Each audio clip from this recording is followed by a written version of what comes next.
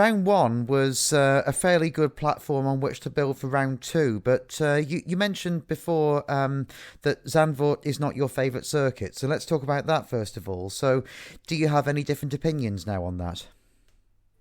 No, I still don't really like Zandvoort that much. I think I kind of just there's definitely a lot of luck, and a large element of me being a safe driver and not doing anything silly, or wrecking myself out, or actually I have a like this weird habit of sometimes being crap in practice, but then like kind of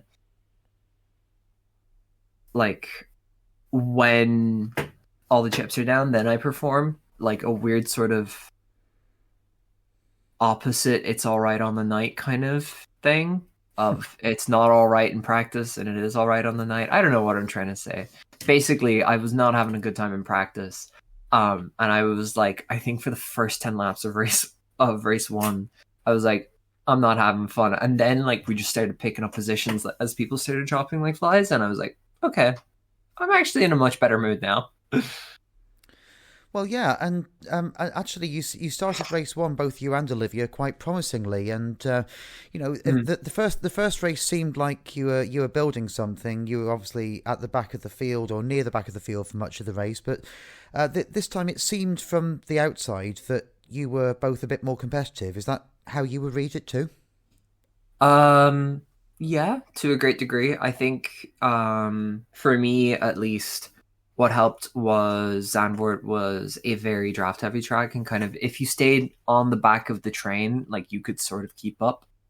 But even then, like it seemed that like over one lap in clean air, I may not have had the pace, which is like kind of indicated by my qualifying performance. I was last.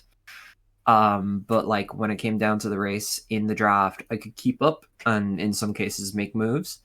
And in others just defend for my life, really.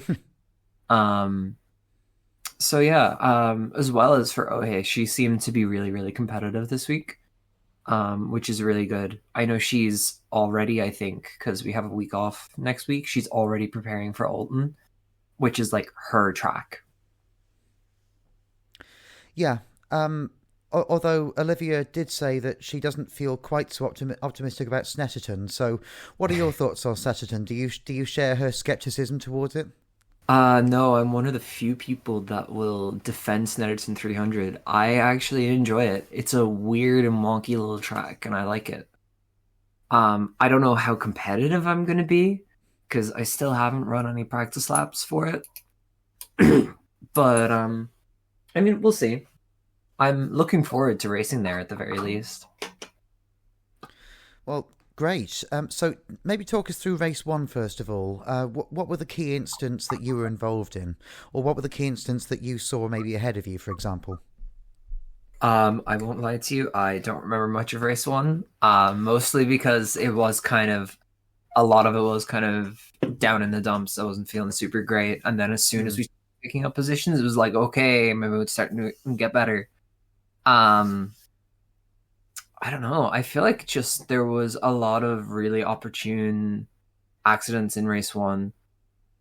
I vaguely remember there being a big wreck in turn 3, the banked one, but that might have been race 2. I honestly don't remember. No, I think it was race 1 because I was right behind Ohe and we both somehow managed to get through.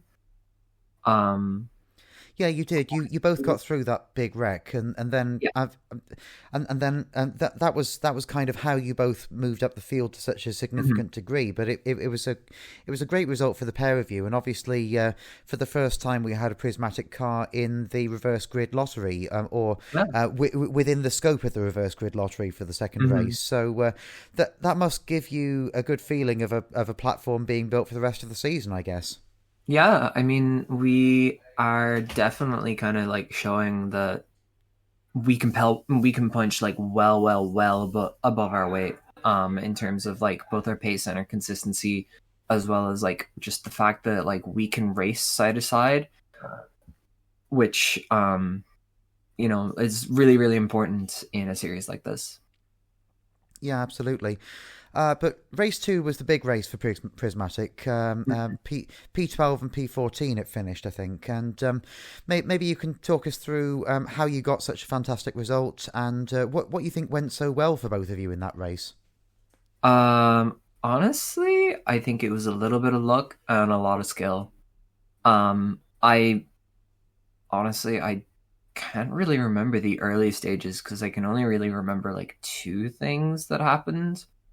Early in the race, I think literally on lap one, as I was trying to maintain position, somebody came up my inside in turn three, and on the exit, sort of didn't want to let me back on track, and just like tapped me wheel to wheel, and it ended up in the wall.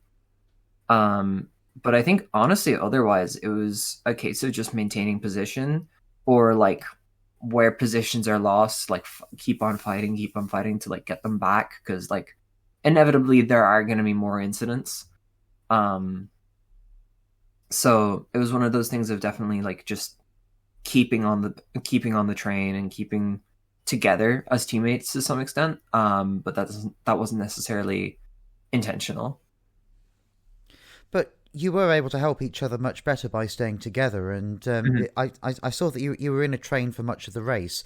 You said that that wasn't necessarily intentional, but I suppose with the fact that Jess and Roxy were able to spot you both together, that must have been of assistance for the tactics.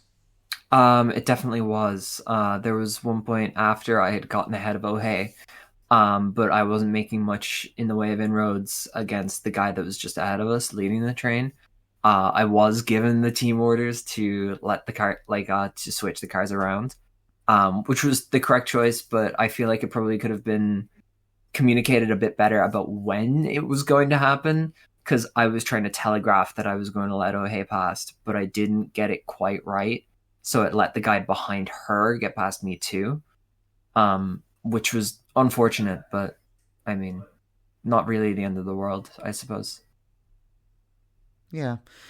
Are there any particular overtakes or instants or things that you would like maybe the YouTube video and or the Instagram video to highlight in terms of maybe something where you took a particular line or something where you maybe did something differently, and maybe we can talk through it a little bit, and then that way your voiceover can play over the instant as it happened. Uh-huh. Well, I think the big wreck in turn three, whichever race that Race was one? yeah, the big wreck in race one, where me and O'Hay both managed to make it through, and I think the guy that was between us also managed to make it through somehow. Just like that was kind of terrifying to come up on all of a sudden in turn three. You're like I remember Jess being like, I think she was like wreck ahead, and I was like, okay, okay. And then like you come onto the scene and you're like, holy God, I can't swear, right? I think probably you can on social media. I don't know. Let's go through. We're just gonna go say no. Just like, holy crap, there's a bunch of cars sideways, still moving after crashing in turn three. And I was like, I could tell that the high line through turn three was still safe. There was no cars up there. But it was like not a lot of the high line on turn three. So it was a case of kind of get up there and then don't lose it and go into the wall yourself. Like as funny as that would be, it would not have been ideal. Um, but that was an interesting one to be sure. And then there was an incident on the last lap of race two. No, was it the last lap or was it the second to last lap? I don't remember. But there It was the was second to last lap of it race was the two. second to last lap. Sweet. It was the second to last lap of race two. A guy who had just served a drive-through penalty for getting too many incident points, which is incredibly ironic. Sent a move on me where I knew it was going to happen, so I had left him space on the apex, but he had sent a massive move and had like almost cleared me, but like almost in the sense of my front tire was still alongside with him, and as he missed the apex, he hit me. And like Should I have like broken the contact? Maybe. But like I also really, really, really hate people that drive like that and try to make moves like Senna always would, where it was like, I'm gonna send this move. If you don't yield, we're both gonna crash. I was kind of like, okay, well, you've already hit me. Like, if you spin off my nose, that's your problem. You know, I wasn't gonna like let him have the position after making contact with me for that move. So I just held my steering as it what like where it was to try and make my corner, and he spun off my nose. So rip bozo. So you mentioned you've got another 2 weeks until the next race, or a week and a Mm-hmm. half as it is now, and Ohei is obviously already practicing in Alton. Are you also doing the same thing? You mentioned last time that Alton is a race that you look forward to as well. So when are you going to begin the testing for that? I'll probably begin the testing for that maybe tonight, maybe tomorrow night. But realistically speaking, it'll be Tuesday afternoon, I would say. Just because I've got a couple of things on Sunday, Monday, and Tuesday. Um, like Tuesday afternoon, I'm off work early, so I'll probably start testing on Tuesday. And then use obviously the time we would otherwise be racing to do more testing.